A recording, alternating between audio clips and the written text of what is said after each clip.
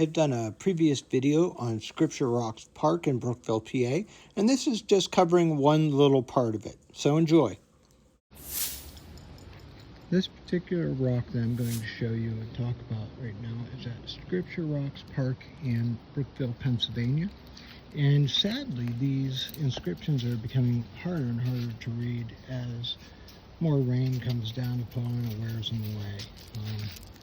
It's amazing how much they've worn just in the past several years. So Nessie says hi, and Timber says hi and welcome, and they hope that you subscribe, comment, and like our videos. But this particular rock is interesting because it had a inscription on it, has an inscription on it that says, "A vision, guns pointing down from the sky, belching flame and smoke, scrape at the door." And it was written by Douglas Stallman, who's the gentleman who did all the carvings here.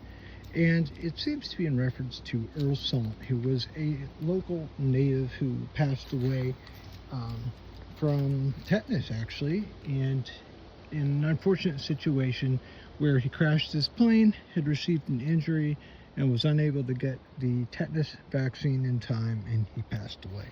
But this seems to have fallen in line with about the same year that he passed away. So some of the inscriptions appear to represent events of the local community and personal experiences that were important to Stallman.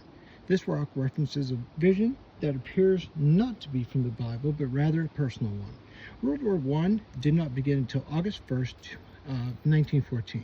A full year after Stallman inscribed this particular rock, and in 1913, aircraft were still in their infancy, had not been weaponized with mounted guns, and it's uncertain if his vision is even a reference to aircraft. However, a European arms race with progressively more advanced weaponry was well underway by 1914, and advanced aerial weaponry was foretold by H.G. Wells, actually, in 1908, the book The War in the Air.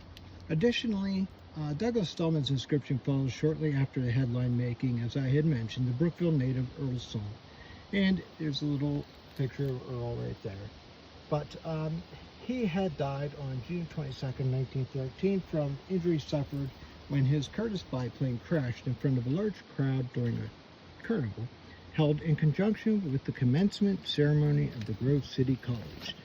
And the popular literature of the day, or events such as Salt's death, may have inspired Douglas Stallman to inscript that particular saying. And once again, it says, "A vision, guns pointing down from the sky, belching flame and smoke, scrape at the door."